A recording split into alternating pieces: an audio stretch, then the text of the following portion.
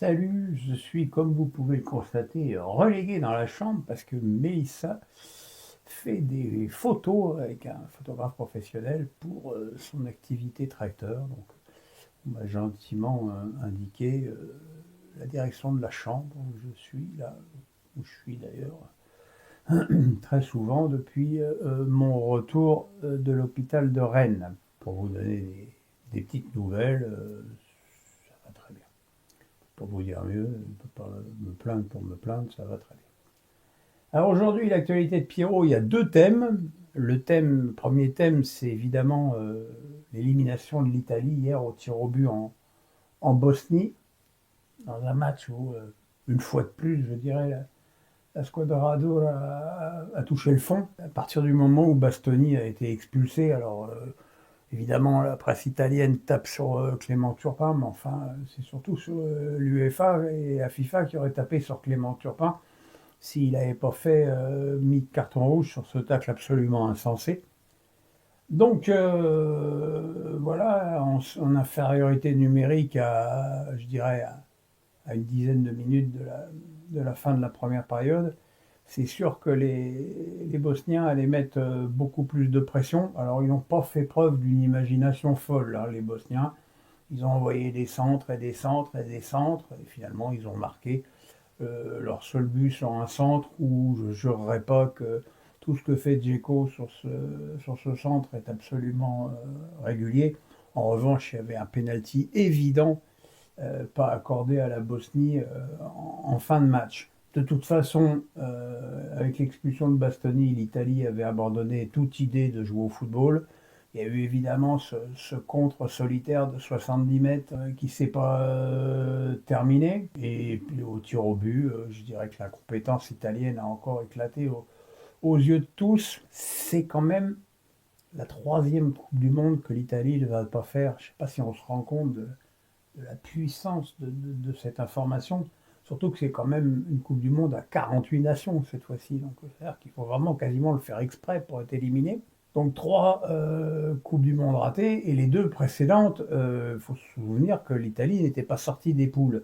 Donc en fait, depuis la victoire au tir au but contre la France en 2006, le parcours de l'Italie est un cauchemar, mais un cauchemar à la fois totalement prévisible et totalement logique, tant le football italien aujourd'hui est au point mort.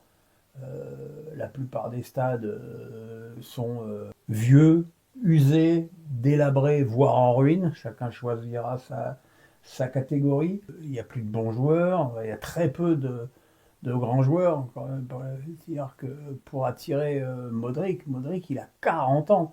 Sinon, il y a plutôt des seconds couteaux en Italie. Ça se voit quand même au niveau des résultats des clubs, même si l'Inter a fait les deux dernières finales de Ligue des Champions, cette année, ils ne sont même pas sortis des barrages. Ils ont été éliminés par Bodo Glimt en perdant les deux matchs. Donc c'est quand même symptomatique. Et quand on voit le niveau des Interistes hier sur la pelouse, on comprend mieux pourquoi plus rien ne va dans cette équipe. La formation ne va pas, l'idée du football ne va pas.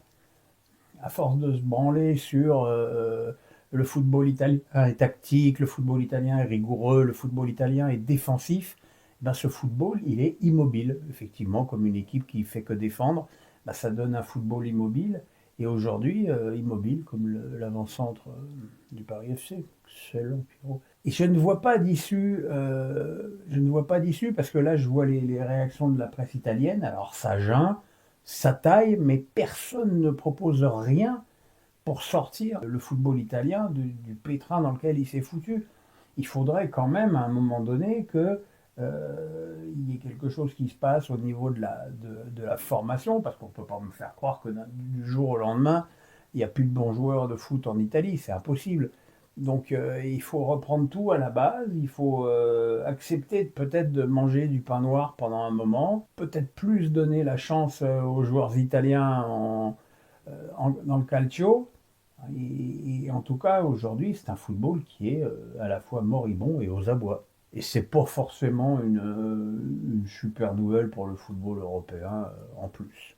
L'autre thème de cette actu de Pierrot, c'est tractation qui se passe à Marseille Alors, pas encore au niveau de Mehdi Benassia, qui, on le sait, va quitter le club à la fin de la saison. Alors, chacun pensera ce qu'il voudra de cette annonce. Très difficile pour un directeur sportif d'avoir la moindre autorité, surtout une autorité, je dirais, un petit peu négative sur les joueurs, en leur disant de toute façon, dans 2 mois, je suis barré. Les joueurs vont se dire bon, bah, si dans 2 mois, tu t'es barré, alors quand même, il faut se souvenir qu'au début de la saison, l'OM a commencé avec Pablo Longoria, président, Roberto De Zerbi, entraîneur, Mehdi Benassia, directeur sportif.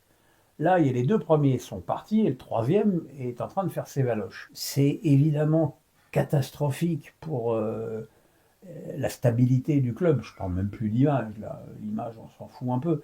C'est au niveau de la stabilité, c'est-à-dire que forcément que le nouveau directeur sportif va vouloir amener ses idées. Je pense aussi que forcément des joueurs qui étaient venus pour De Zerbi vont profiter de l'aubaine pour se carapater. Qu'est-ce qui va se passer avec Greenwood, notamment, qui est quand même de loin le meilleur joueur de l'équipe. Et tout ça ne semble pas inquiéter plus que ça les Marseillais, alors que moi je trouve ça effarant, catastrophique et surtout extrêmement inquiétant pour la suite. Parce que pour l'instant, on ne sait pas dans quelle position va terminer l'OM. Il joue quand même à Monaco le week-end prochain. C'est un match très difficile. Et si Marseille venait à perdre une deuxième fois, eh ben, il y a fort à parier que les équipes derrière, elles viendraient souffler leur naseau dans la nuque marseillaise. Donc aujourd'hui, il n'est pas du tout assuré que Marseille finisse en Ligue des Champions. Et si Marseille n'est pas en Ligue des Champions, c'est une catastrophe absolue en termes financiers.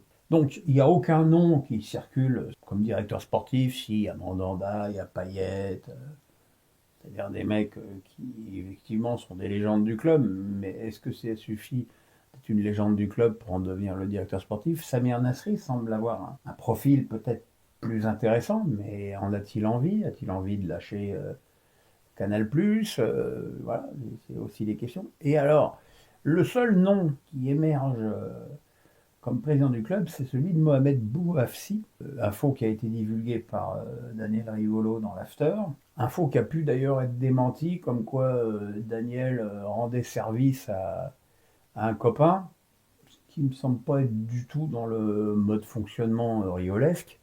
Mohamed Bouafsi, j'avoue, j'ai pas d'idée, c'est peut-être pas plus con qu'autre chose. C'est un mec de réseau, ça on le sait. C'est un mec qui adore l'OM, ça on le sait. Et ceux qui disent comment un journaliste peut diriger l'OM, je leur rappellerai quand même que Pape Diouf, Jean-Claude Dacier et Christophe Boucher étaient tous journalistes avant de devenir président de l'OM. Donc là, en soi, ça c'est pas une tare. Maintenant, est-ce que Bouafsi va avoir l'envie, parce qu'il a quand même un très gros poste à Troisième Œil, qui est une société de production qui produit notamment C'est à vous. Est-ce qu'il va avoir envie de changer de vie, de se plonger certainement plus dans sa passion, mais aussi beaucoup plus dans les emmerdes? C'est pas évident. C'est pas évident. Alors, quant à ceux, là, j'ai vu encore une fois un tweet de Molina qui me fatigue par moment, qui mélange tout, qui en profite pour mettre un taquet à Bouafsi, mais qui en profite aussi pour mettre un taquet à Nasser, où il subodorerait que Nasser a offert une Rolex à Bouafsi.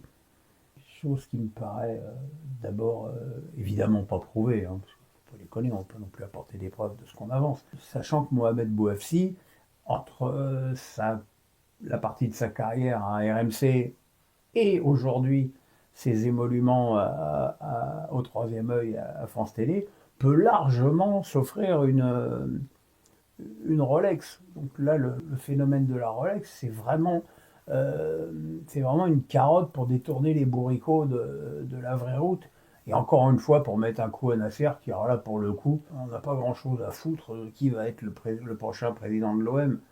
À moins que ce soit de nouveau un vassal de Nasser. Vous savez, encore une fois, cette légende urbaine bien répartie. Donc, ça fait beaucoup de points d'interrogation. Alors évidemment, c'est que le début, hein.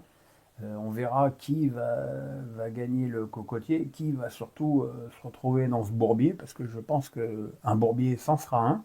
On n'est pas à l'abri non plus que le mec qui arrive ait des bonnes idées, fasse un recrutement judicieux et une équipe peut-être moins coûteuse, mais plus solidaire, plus talentueuse et surtout plus équilibrée, sachant évidemment que le départ d'Adrien Rabiot a été une catastrophe intégrale pour cette équipe. Voilà les amis, on se retrouve vendredi pour les pronos de Pierrot, vendredi soir pour PSG Toulouse, dernier match du PSG avant la Coupe d'Europe.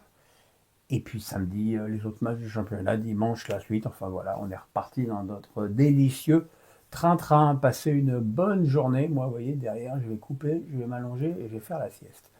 Le pouce, la cloche, on s'abonne. Bisous.